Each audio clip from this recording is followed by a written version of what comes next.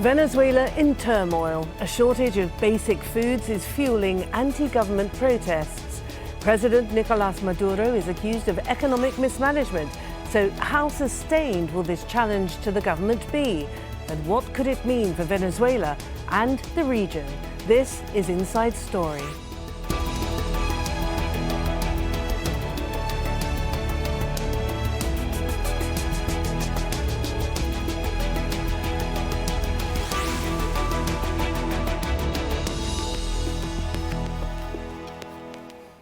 Hello and welcome to the programme. I'm Martine Dennis.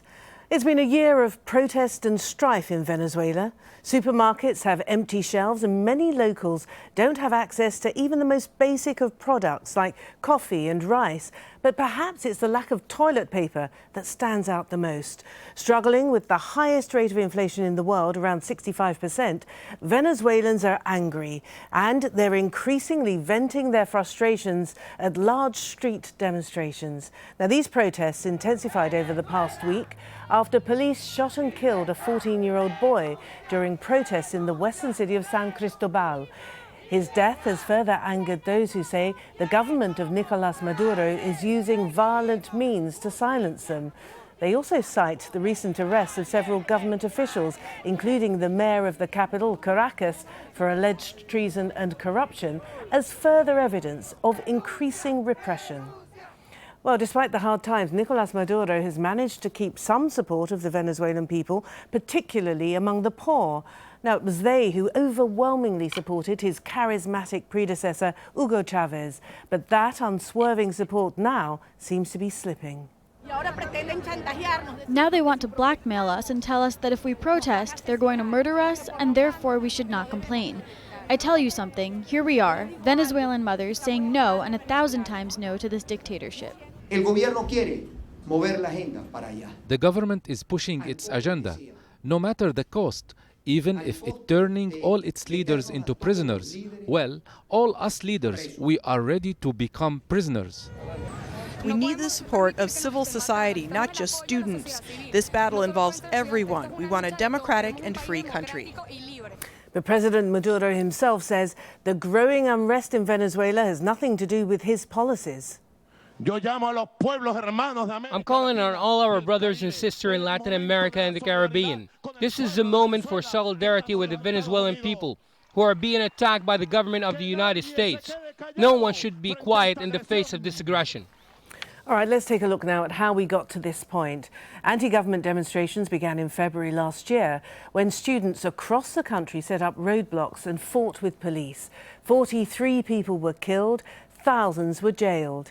A crackdown on protests meant that things calmed down for several months, but the worsening economic crisis has again brought people back onto the streets. And as we mentioned before, the recent killing of a 14-year-old boy by police in San Cristobal has angered many and increased anti-government sentiments. All right, now let's hear what our guests have to say on the matter. Joining us for the discussion in London is Francisco Dominguez, Director of the Latin American Studies Research Group at Middlesex University and Secretary of the Venezuela Solidarity Campaign. In Washington, D.C., we have Mark Weisbrot, President of the lobbying group Just Foreign Policy, as well as being co-director of the Center for Economic and Policy Research. And in New Orleans, we have David Smilder, Professor of Sociology at Tulane University, and he's been researching and writing about Venezuela for 20 years. Well, welcome to you all. But David, can I start with you in New Orleans? Because you do spend an awful lot of time in Caracas, don't you? So how bad is it there for the people? Well, it's difficult. It's the worst I've seen in many years. You know, the scarcities have gotten to the point where they're really affecting average people. You know, for the past 5-6 years there's been a problem with scarcities, but it's really disrupted the routines of the middle class more than anything else, because people in the lower classes are often used to having to shop every day or shop several times a week and appreciate having goods that are accessible to them. But now it's gotten to the point that it's especially affecting people in the lower classes that are very dependent on price-controlled goods, and those are precisely the ones that are suffering scarcity. So they're spending hours and hours every day in lines, and this is, I think, what's really affecting Maduro's popularity. And going to you, Mark, in Washington, D.C., if we're seeing an increasing number of the core constituency of President Maduro being affected, can we expect, therefore, that these protests widen and spread? I think it's very unlikely. You know, if you looked at the protests last year, I was there actually during them, and I was really surprised actually when I went there, because on TV it looked like it looked like the whole country was in flames. And I went all over Caracas, and there were just little tiny protests at that time. Yeah, but what about the situation in the west of the neighborhoods. country, in San Cristobal, which is the cradle of this anti-government movement? Well, there you have more opposition, but I think that you don't have. What you don't have really is there's a core base of support for the government. Polling data, it's usually around 35%, and you don't see any of those people out in the streets. And they're the ones that are most affected, as David mentioned. They're the ones waiting in lines. You know, the middle classes have servants who go and do their shopping, and they're not really. So you know, there isn't necessarily a direct connection between the protests and the conditions. There's, as David said, there's a connection between the shortages and the polling data, but that's a different thing. And I think it's also true, you have to take into account, because you don't get really an honest picture of this here in the United States. What the President Maduro said is actually true. The United States is trying to get rid of the Venezuelan government. They've been trying for 15 years. They were involved in actually a temporarily successful coup in 2002. They've been funding with hundreds of millions of dollars opposition groups who admittedly had what they called a strategy of military overthrow from 1999 to 2003. After that, they pursued some of them an electoral route, but some of them didn't, and that was true in the protests last year. Those were designed and directed to overthrow the government. And so we are dealing with something that's a little different from the kind of four legs good, two legs bad story that you get here. But Mark, that's an allegation, of course, that we've heard quite a lot from not just Nicolas Maduro, but from his predecessor, Hugo Chavez, as well. Can we come back to that issue in just a little while? In the meantime, Francisco, can I come to you in London? And from what Mark and David have been saying, it sounds very much as though the protests against the established political order have not reached critical mass yet. Not at all. I mean, last year the violent street protests were concentrated in only 18 municipalities of Venezuela, and they were, in some cases, impressive, but they were confined to a very small part of the country.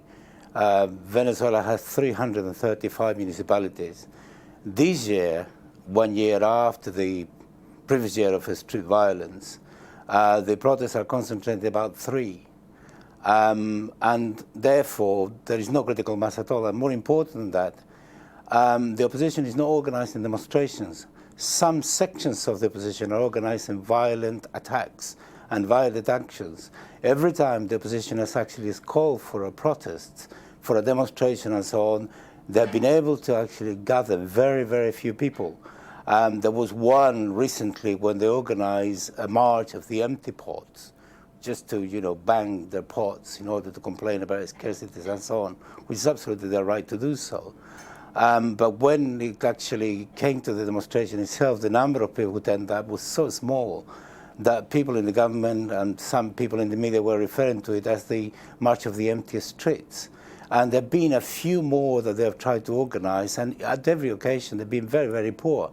Hugo Torrealba, the General Secretary of the MUD, the coalition opposition, threatened the country with 50,000 demonstrations. I know that this is rhetoric, but actually he's been able to organize one.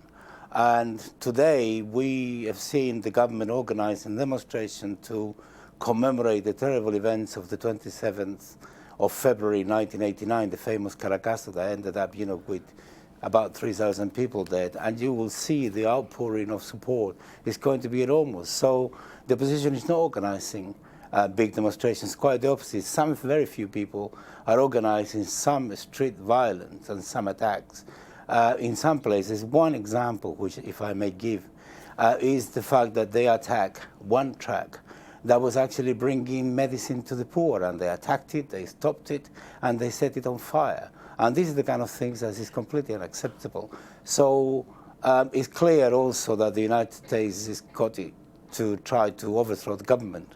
Okay, all right. So we've got two of you at least agreeing on that point. Can we just peel away for a moment and look a little bit more closely at the man at the centre of all of this? Of course, President Nicolas Maduro.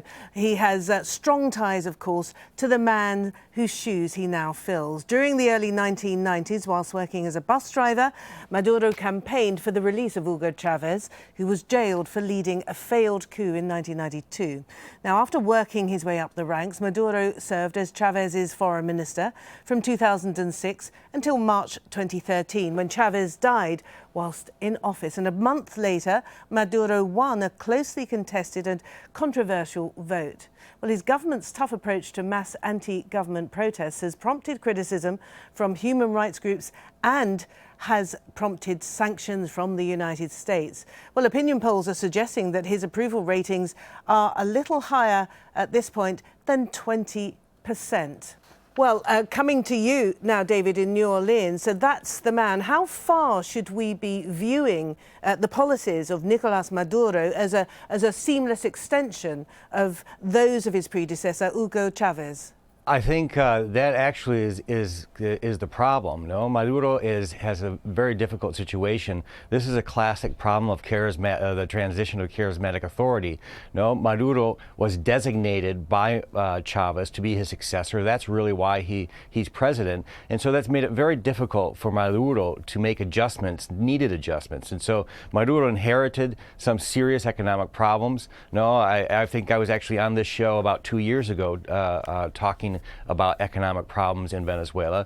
The thing is, in the 15 or so months that he's been in power, he has not been able to put forward these economic adjustments, needed adjustments. And now the situation is such that his popularity has descended down to the low 20s, and oil is now half what it was a year ago. And so the situation has got much more difficult, and Maduro has sort of kept the continuity with Chavez's policies. It's just very difficult. If you think about Chavismo, it has at its center anti-neoliberalism. So it's very difficult for him to make policy changes that will look anti-neoliberal, because people are going to think that he's betraying Chavez's legacy. And so I think he actually is extending Chavez's policies at a time that he should be adjusting. No, I think if Chavez were in power, he probably would have adjusted by now, but Maduro seems to be sort of frozen by the economic difficulties that he inherited. And Mark, speaking to you then as an economist, does it look, therefore, as if the Bolivarian revolution, the fundamental tenets of that movement have failed, given that you have an economy that is so overly dependent upon the export of one single commodity, oil? Well, I don't know I mean, it depends what period you look at. You know, if you look at the whole period since the government got control over the oil industry in 2004, they've done fairly well. You know, income has grown by about 2 per person. Income per person grown by about 2% annually, which is okay, is good. But we are looking at the highest inflation rates in the world, 65% or thereabouts. Yeah. No, that's right. And again, but the reason he still has this base of support is because, first of all, inflation was actually higher than that in the pre-Chavez era, and income was falling for 20 years, and poverty was twice as high. And so there have been real improvements in most people's living standards, and it's only been really the last 2 years that you're facing those problems. Now, David is right. There are changes that have to be made and adjustments. Some of that adjustment has been done. Imports in the last 2 years have been cut by 36%, which is one of the biggest adjustments in the world. 33%, I'm sorry. And that is one of the biggest adjustments in the world. It's almost as much as Greece had in 6 years of depression. And so what they really need to do now is to make the price changes. That is, the price of the dollar. Their currency is overvalued in the 2 official exchange rates. And yeah, it is politically difficult for him to do that, because you know, it is an electoral democracy, and there's a strong base of the governing party that doesn't want those changes, and so I think that is one of the big problems. And Francisco, we were talking a little bit earlier, weren't we, about the rather incapacitated opposition. You were saying that you suspected that they didn't have a huge amount of following, and they were actually rather inept at rallying, at mustering the forces to turn out onto the streets. But what is behind then the crackdown, the seeming crackdown from the government on elected leaders like the mayor of Caracas, who's been accused of helping to plot a coup? He's been banged up in jail. What about the imprisonment of Leopoldo Lopez? It seems very much as if Mr. Maduro is using his authoritarian rule to lock up any form of opposition. The opposition is deeply divided. It's very, very, very divided.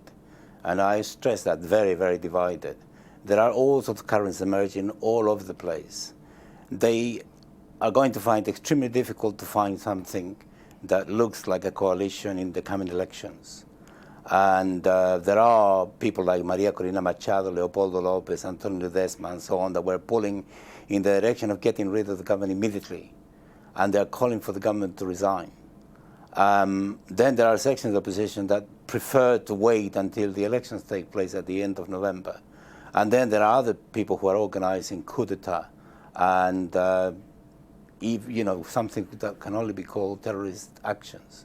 If you were to do 10% of what somebody like Ledesma is accused of in the United States, would be in prison for 70 years.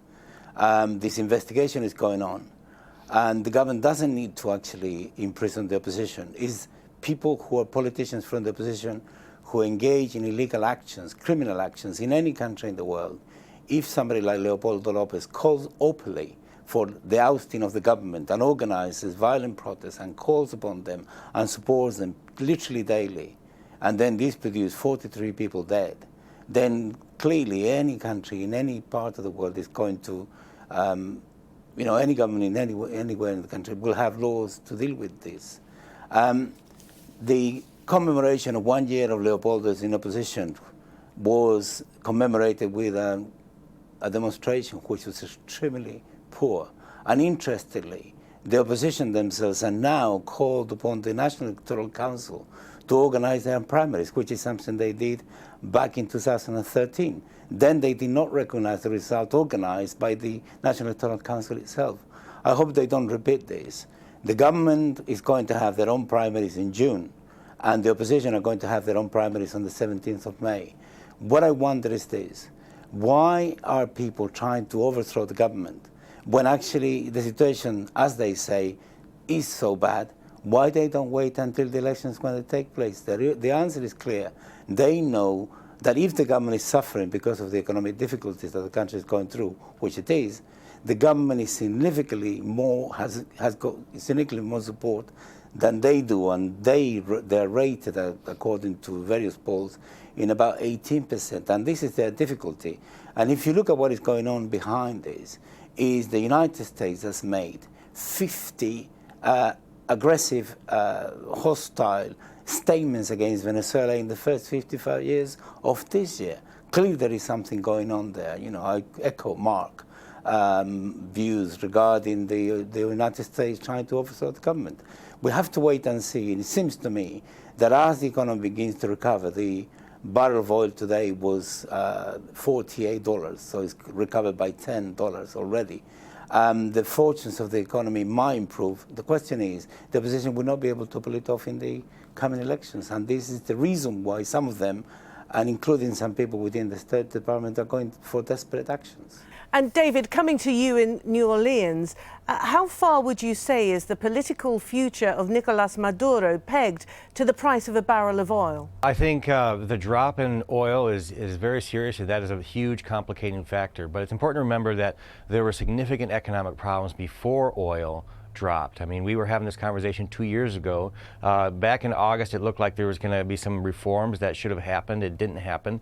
There were widespread scarcities before. And so I think this is a complicating factor, but this is not really a decisive factor. Really, I think this government could could deal with oil that's at $40 or $50 a barrel if it would get, get a handle on some of the very destructive policies. This government basically gives $50 billion away a year by selling dollars at about 5% of its actual price, giving away gasoline and basically giving away electricity. And so if they could get a handle on those issues, they could do just fine at $40 or $50 a barrel. No? So I think it really depends more than anything else on Maduro and Maduro government. They know what they have to do. It's really a question of politics. Can they make this happen internally within their own coalition in an electoral year? I think that's really what's happening here. And Mark, tell us then about the economic choices that lie before Nicolas Maduro and his government, because of course his government rests upon the foundations, doesn't it, of social equity, of reducing social injustice, and a massive policy of public subsidies. Is he prepared to compromise those, do you think? Oh yeah, well he has talked about, for example, allowing the price of the subsidized gasoline, which is almost free in Venezuela, to raising that price. That won't be the biggest thing. You probably could get a few billion dollars there. But I think David is correct to say the exchange rate is the main problem. And that can be fixed. And it doesn't necessarily have to hurt poor people, because you can subsidize food in other ways than having to have a grossly overvalued official exchange rate to do that. So I think they can do that, and they can adjust, again, as David said, to $50 a barrel oil. That will be enough to pay for their imports. So it isn't a real balance of payments crisis in the sense that they don't get enough oil revenue to pay for the necessary imports for the country. They do, but a lot of it is being wasted and taken out of the country. And of course some of that is, as the government says, some of that is economic sabotage, but you can minimize the kind of sabotage that you see by changing the exchange rate system. They also have reserves, they could, they're paying the highest interest rates in the world on their bonds right now. They're foreign dollar-denominated bonds, so it's not an exchange rate risk. And why is that? It's not clear. They have enough reserves in just their gold reserves. They could buy up all the debt that's due in the next 3 years, and after that there isn't very much principal due. So they could take care of their debt problems, which are really quite manageable. And so they do have to make these reforms, but when they do, I think the economy will recover. And of course, no one can really predict the price of oil. And I think that's what Francisco was referring to, why you do see this faction of the opposition that does want to still overthrow the government, because they don't know what the economy is going to be like in November or December. Okay, Francisco, can I give the last word to you, because unfortunately we are running out of time, but I want to put to you the main thought of the latest Economist article. Of course, The Economist being a very influential publication, suggesting that Nicolas Maduro is lurching from authoritarianism to dictatorship. That's something presumably you wouldn't agree with. Well, the evidence disproves The Economist. There's been this campaign for 15 years by sections of the media accusing the government of Venezuela of every imaginable crime, and the evidence is 19 absolutely clean elections. Jimmy Carter said that the electoral system of Venezuela is the best in the world. Every single time there are 14 audits, every single time there is an election in Venezuela. Political parties operate very freely in Venezuela. There is nobody stops them. If you get permission, as you would do in any other country, you can organize any demonstration you want. If in any country you organize violent protests, then somebody will do something about it. The television channels, VIM, broadcast, very strong messages against the government. Politicians give press conferences absolutely all over the place. All the political parties operate freely. Newspapers are exactly the same. So I think the story, this narrative that this is moving from one position of being authoritarian, which it wasn't, to a dictatorship is certainly not true. Okay, the crucial Francisco, question here, I have to jump in now and end the conversation now. Thank you all very much indeed. Francisco Dominguez talking to us from London, Mark Weisbrot talking to us from Washington, D.C., and David Smelda talking to us from New Orleans. Thank you all very much. And of course, as always, thank you for joining us. If you've got anything you'd like to add, any questions, any comments, you can go to our programme page at aljazeera.com. You can post your comments at facebook.com/AJ Inside Story, or you can always tweet us at AJ Inside Story. I'm Martine Dennis, and from the whole team, it's bye for now.